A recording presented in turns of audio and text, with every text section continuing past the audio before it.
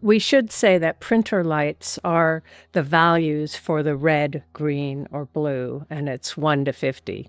And that gives you Right. an idea of where your exposure is, Yeah, what's so needed. you would kind of choose where you would want your printer lights. Mhm. For instance, my light was usually a little high, so I would print around Right. 27 or 30.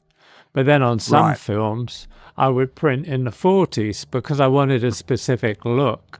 And Right. so, you just kind of judge where that number goes. But if you don't have that, as you say, how do you, especially if you're overexposing deliberately by a couple of stops, how do Right. you know that you've not gone too far if you don't have a lab report, if you were shooting Yeah. film?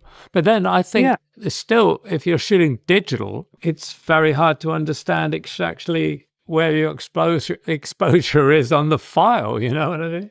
Right. Exactly. That's why I came up with the EL zone Right, system, right. because I was interpreting.